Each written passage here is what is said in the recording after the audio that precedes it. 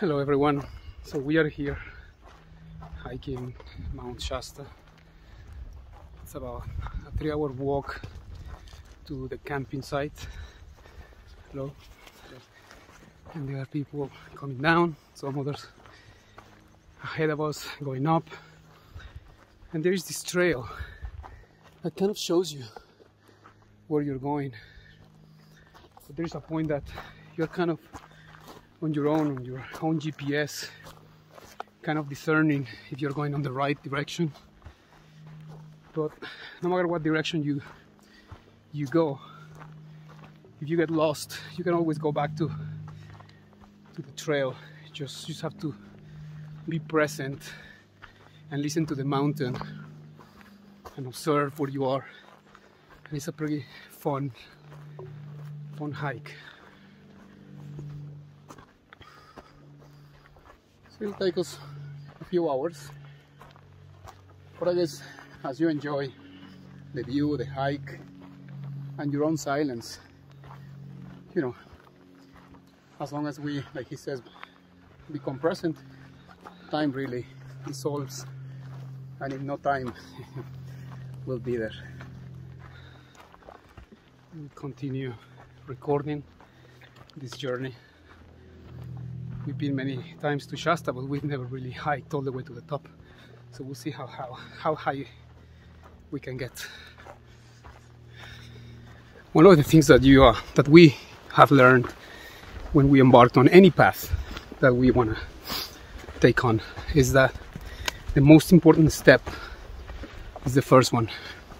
Because when you take the first step, all of a sudden the path starts to unfold in front of you, and you start to see signs everywhere, and not just Mother Nature or these energies start to assist you, but also you start finding people.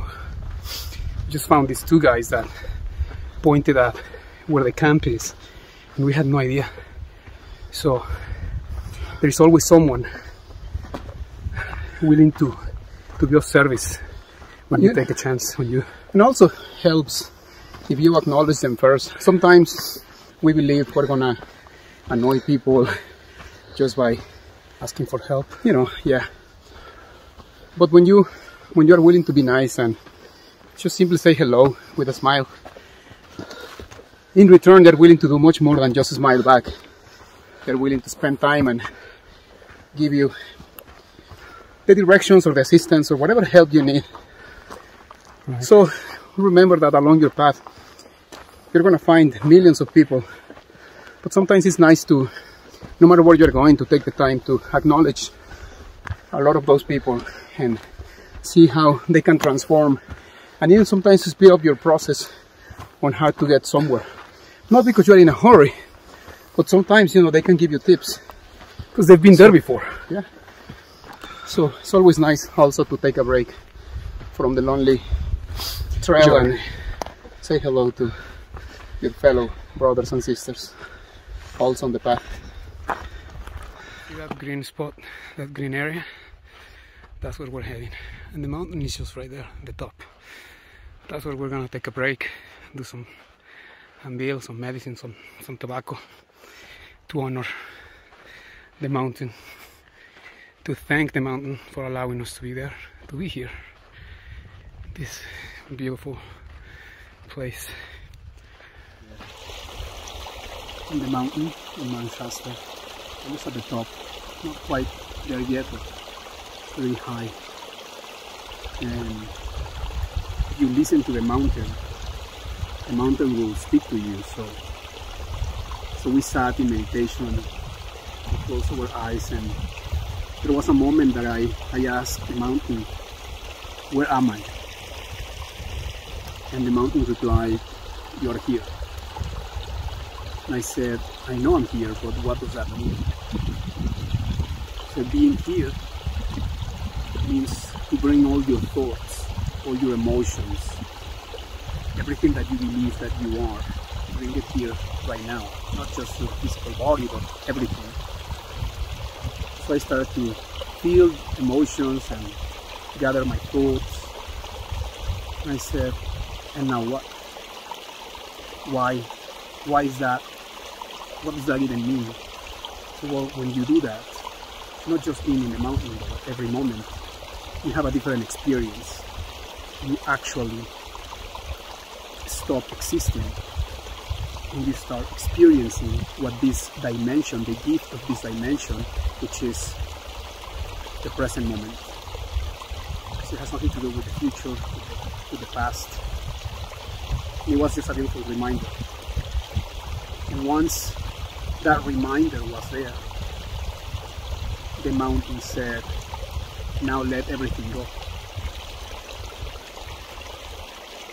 All your emotions, all the thoughts, and let the mountain take everything.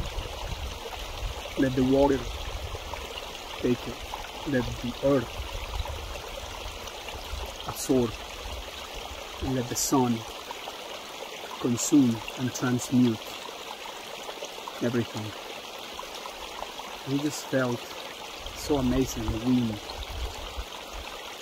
clearing everything. And at that moment, in our book, I and You, in the meditation, we invite people to bring their hands in a pyramidal shape to their heart. And at that moment that I brought my hands to my heart, and I created this portal, this bridge between my heart and the beings of the mountain, at that precise moment I said, I open the portal of my heart and I invite the beings of the mountain to connect with me. And just like magic, at this altitude, or so high, my phone made a noise, 2 noises, as the noises that the phone makes when I get a message, when I receive an email. And it was crazy because we've been coming up the mountain without reception, and at that moment I received 2 messages. It couldn't be any more clear that I was connected at that moment. And after I finished my meditation and I received all these beautiful downloads from the mountain, and I saw everything transmute and transform, I looked at my brother and I told him, hey, listen, when I did this, and before I said the phone made a sound, the phone made another sound. So all these confirmations were just beautiful. They were a gift just by being present. And it might sound like nothing, like a coincidence, but it was just a beautiful gift from the mountain. And I just wanted to share that because I thought sometimes it's the little things that make a whole difference in your life. So instead of waiting for that gift, we must become the gift. And in that gift, when we become the gift to everything, to everyone, there is no more wait. You become free.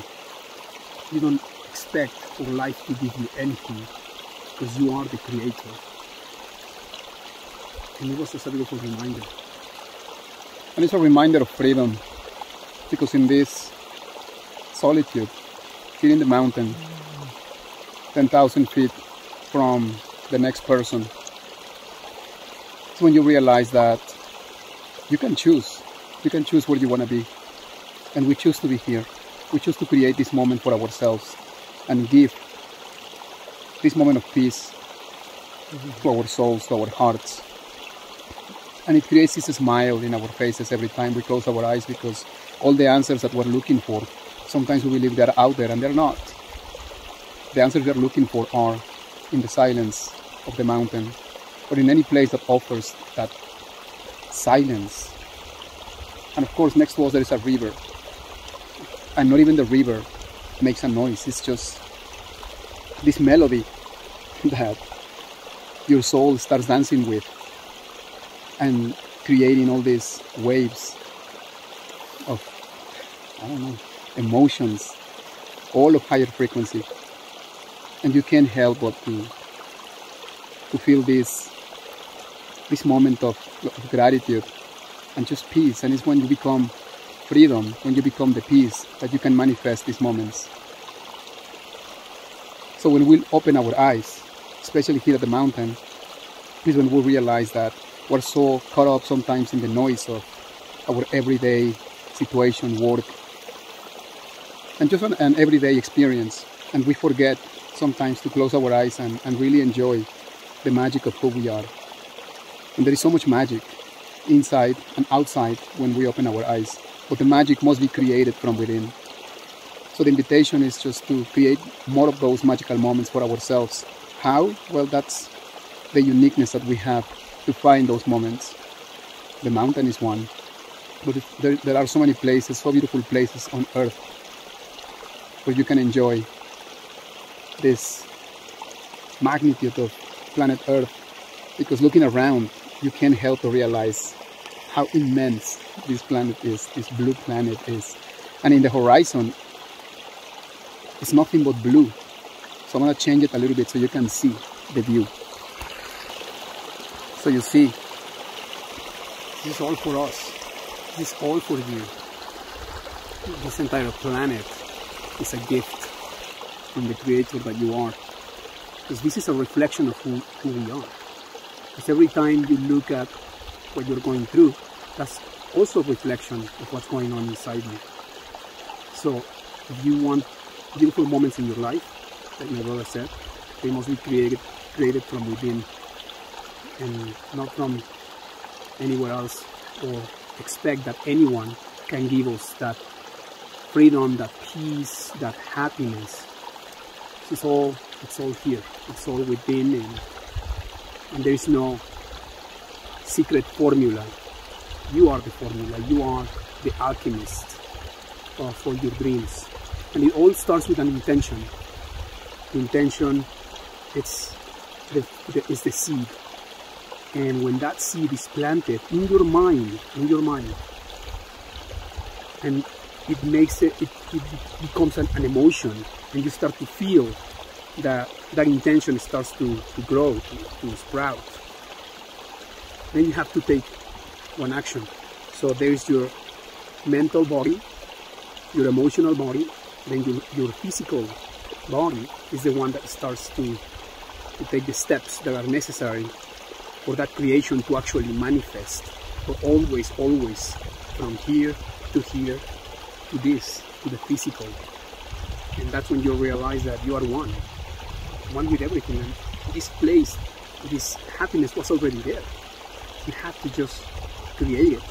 You cannot wait to be successful. You cannot wait to be abundant. You cannot wait to be happy. If we're not feeling happy, successful, abundant, healthy right now, we're going to be waiting for a long time. So the invitation today is to remind ourselves that we are everything that we are seeking for, and planting the seed, feeling the emotion and taking action will take us as high as the top. And the top doesn't mean to climb a mountain. The top means where you are, because at this moment you are the best version of yourself and you're at your top. Can you go higher? Of course you can. How high are you willing to go? It's up to you. It's up to us. It's up to everyone.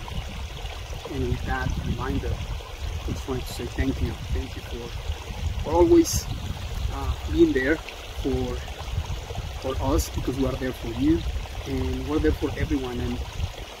And the moment we start becoming the pillar for everyone else, we advance a lot faster. And of course we can't be more excited to now start going down the path again and join society and join the world and, you know, do our thing, go back to Miami and really continue our path from a higher perspective that we got from this trip.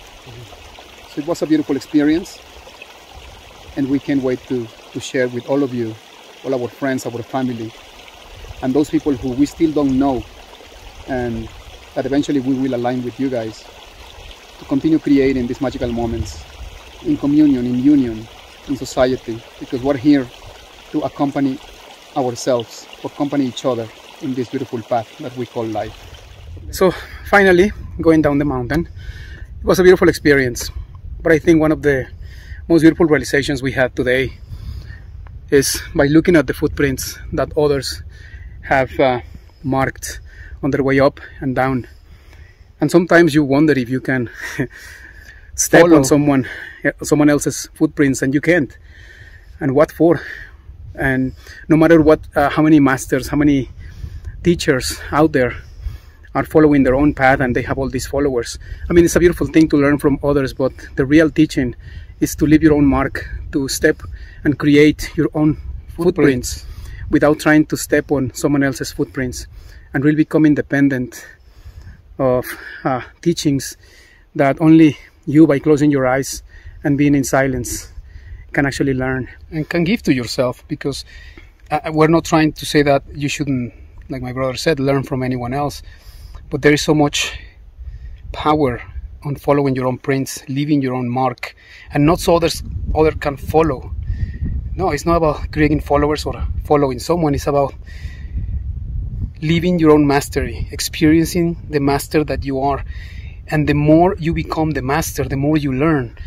So I know that being a student and learning, it's important, but stepping into your mastery teaches you so much than trying to learn from something in the outside. All the teachings that we need come from within, and hopefully we can at some point all become the Jesus, the Buddha, the Muhammad, the Moses, that they have left this legacy of becoming your own master within.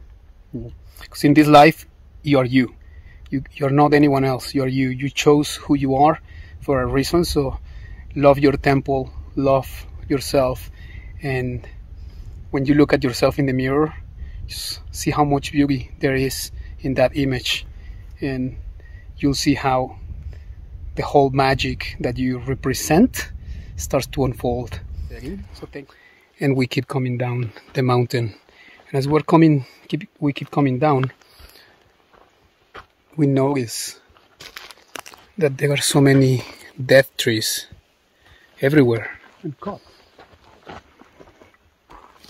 And at that moment, when I was asking myself, why are there so many death trees? And this understanding that came to me was, or this voice said, why are you focusing on these death trees? They don't serve you. Why don't you focus your attention on the green trees, on the ones that are still standing, that are alive? And sometimes we focus our attention in things that don't serve us. And it's beautiful to realize the duality of the world we live in, because these trees are not in conflict with, the ones standing are not in conflict with the ones that have fallen or that people have cut. They're not. They're still part of this balance that exists in this planet. This mountain. Is a beautiful way to realize that the conflict only exists within us. And like he says, it's where you want your attention to be, in the beauty that the world has to offer, or in the things that have fallen and that are little by little becoming one with earth again. And there's no conflict again. It's still a beautiful scenery, but it's interesting to see how many trees are on the ground and gray and lifeless among so much green and super tall trees around. And that's when you choose on your path where your attention is. Where do you want your attention to be? Do you want to focus on the beauty of life, or the things that are no longer of service to you? So the invitation, again, it's always an invitation, is to focus on the things that add to you, to your life, the people that add to your life, the thoughts that add to your life, the emotions that add to your life. And not because the other ones are not going to be there, because you cannot really get rid of them, but your attention doesn't have to be there any longer. So that was just a reminder again.